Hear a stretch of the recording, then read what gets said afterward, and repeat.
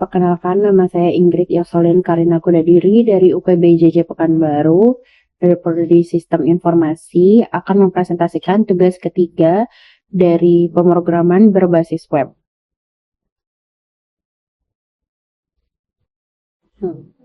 Berdasarkan dari soal tugas yang telah diupload oleh tutor, pada kali ini kita akan melanjutkan pembelajaran tentang Vue.js, di mana tetap sama, kita melanjutkan website tentang Sita atau pemesanan bahan ajar.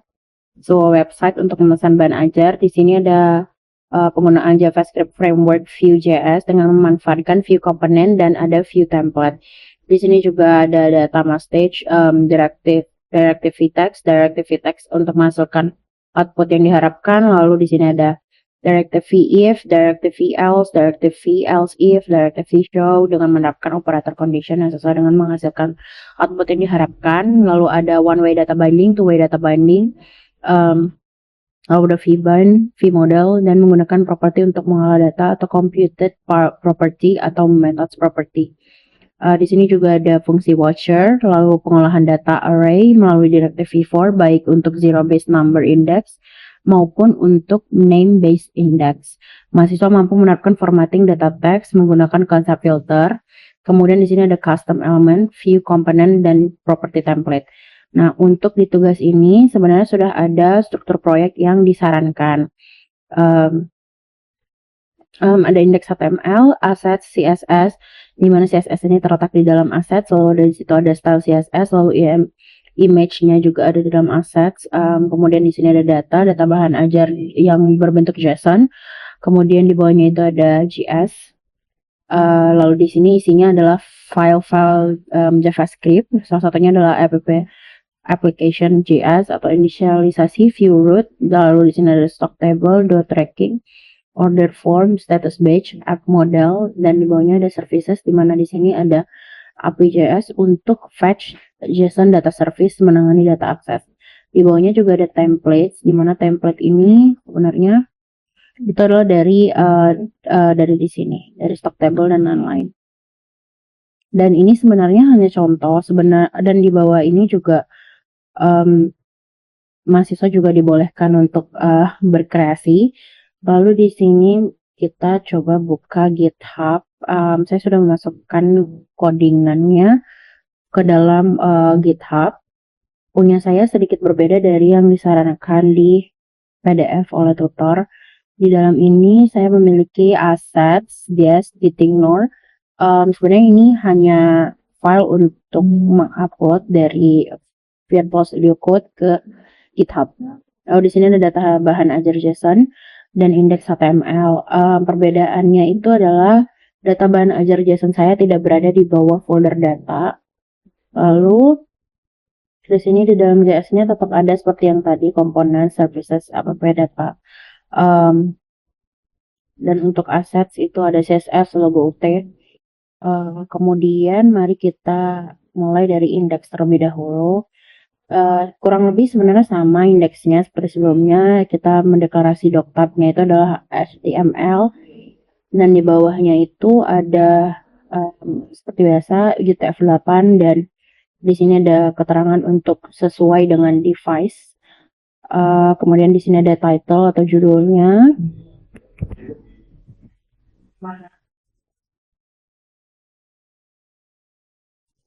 Lalu di sini itu sama seperti sebelumnya, ini ada greeting, dan di bawahnya juga ada gradient box. Itu adalah format dari bentuk boxnya, bentuknya gradient, sesuai dengan yang dipelajari juga. Target kita di sini tuh adalah data binding. Di sini saya tuh ada TPL batch, TPL stock, lalu ada filter panel sesuai dengan permintaan dari total. Untuk TPL batch dan TPL stock ini adalah yang dinamakan dengan two-way data binding, di mana nantinya data dari data bahan ajar JSON itu dapat terhubung dan dapat dicari di dalam search box gitu.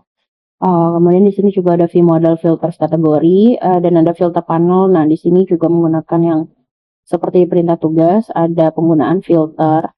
filternya itu tentunya sesuai dengan kategori yang ada di data bahan ajar JSON. Ini dia filter kategori, dan ini ada kategori list. Jadi data bahan ajar JSON itu juga harus ditulis kategori list agar dapat terhubung ke indeks HTML-nya.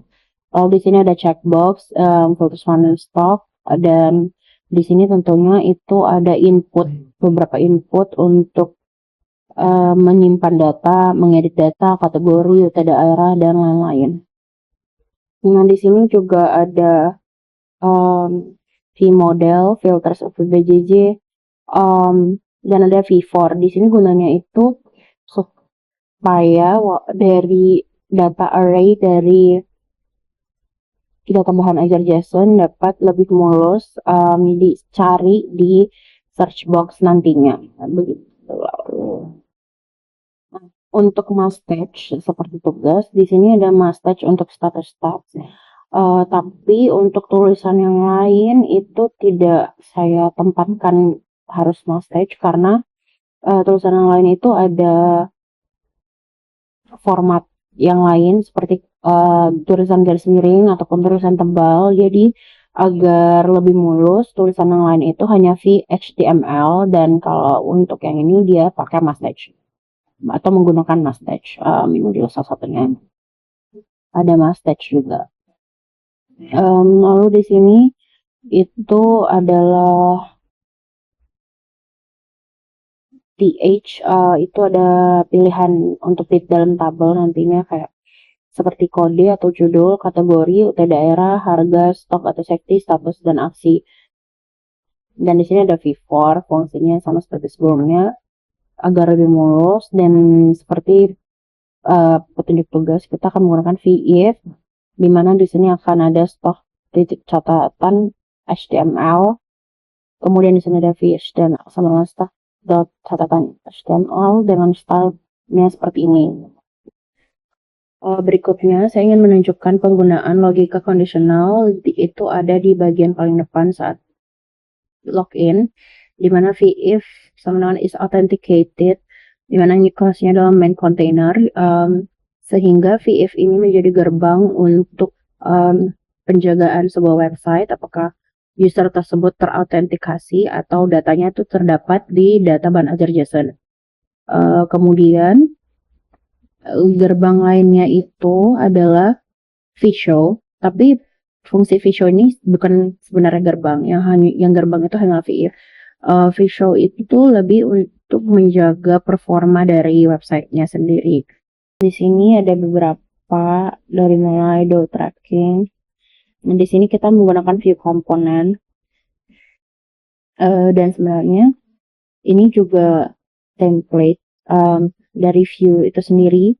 Dan di sini ada methods juga, asynchronous load tracking data, di mana nantinya dia akan meloading tracking data yang ada di data bahan ajar JSON ini. Jadi tadi kenapa saya bentuk foldernya agak berbeda dari yang direkomendasikan itu adalah karena saya sendiri merasa sedikit kesulitan untuk fetch data bahan ajar JSON saat data bahan ajar JSON itu berada di dalam folder lainnya, sehingga waktu di luar ternyata website saya berjalan lebih mulus. Jadi di sini ada respons untuk fetch, nantinya dia akan mengambil data dari data bahan ajar JSON, dan jika responnya adalah oke, maka jika responnya misalnya tidak oke gitu, dia akan error. Atau jika misalnya itu ada di dalam data bahan ajar JSON, maka itu akan terlihat. Dan di sini juga dia akan catch error, dan di sini tuh gunanya adalah ketika tidak ada bahan ajar itu dia tidak akan langsung error, atau dia tidak akan langsung tidak bekerja gitu websitenya. Jadi dia tetap bekerja, tapi dia tidak menunjukkan data apapun dan hanya menunjukkan tulisan gitu. Contohnya mungkin kita bisa coba dulu di sini, misalnya kita random aja. Ya, kita random. Nih, dia ada alert. Ini tapi bukan buat komponen yang ini ya, cuma saya menunjukkan bahwa sebenarnya website yang ini bisa memberikan Ini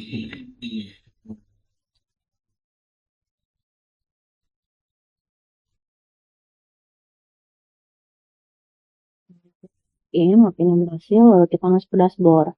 Nah, untuk tracking DO yang tadi saya sebutkan itu, ketika kita memasukkan angka 123, maka dia akan menulis data pengiriman dengan nomor DO tahun yang 123 tidak dapat ditemukan. Namun jika kita memasukkan data sesuai dengan yang ada di data manager JSON yaitu 123 sampai 9, itu akan berhasil menunjukkan nama penerima Rena Wulandari yang didapatkan dari data manager JSON. Kemudian untuk fungsi lainnya juga ada di sini order formnya sebenarnya kosong karena karena menurut perintah tugas juga tidak ada untuk pemesanan itu kosong. Lalu di sini ada stock table. Stock table itu adalah bagian di stok bahan ajar. Di sini ada tabel berisi kode judul, kategori, kota daerah, harga, stok sepi, status, dan aksi yang bisa kita lakukan yaitu edit dan hapus. Jadi semisal kita adalah admin di Sikap, kita bisa mengedit tabel tersebut. Dan di sini ada stock list, PJJ list, dan list lainnya yang sesuai dengan data di data bahan ajar JSON. Di sini saya juga menggunakan filters, dan ini saya menggunakan watch. Menurut perintah tugas kita juga harus menggunakan watch minimal 2. Sebenarnya di index HTML saya juga ada menggunakan watch. Gunanya watch ini sebenarnya untuk seperti artinya watch itu adalah menonton, jadi fungsinya itu lebih untuk memperhatikan misalnya perubahan data yang manual ataupun perubahan data yang misalnya kurang disadari begitu. Dia ada 2 jenis sih kalau untuk yang di index HTML. Kalau untuk yang di sini itu adanya itu watch filters over BJJ. Ketika user misalnya mengubah filter ke wilayah yang baru begitu, jadi nanti handle PBJJ berganti atau sort by atau pengurutan data berdasarkan judul atau misalnya berdasarkan kategori atau harga. Dan di sini juga ada filter and sorted stocks, di mana stok ini juga difilter dan ini menggunakan computer. Di mana di sini akan mengambil dari stock list, lalu filter super BJJ, dan kemudian ada kategori, quantity, dan nantinya ada return. Jadi jika A maka akan B begitu. Tapi itu yang di compare itu adalah atau yang dibandingkan itu adalah kategori dan data-data yang sesuai dengan di bahan ajar JSON. Nah, ini juga dia akan meloading atau memasukkan data dari bahan ajar JSON. Di sini juga ada metode yang sama, async load JSON bahan ajar.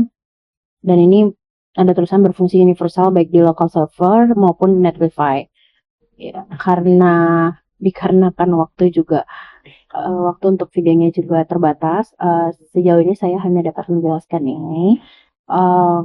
Untuk lebih lengkapnya diharapkan melihat GitHub Ingrid Karina. Sekian tugas 3 pemrograman berbasis web saya. Terima kasih dan mohon bimbingan ya.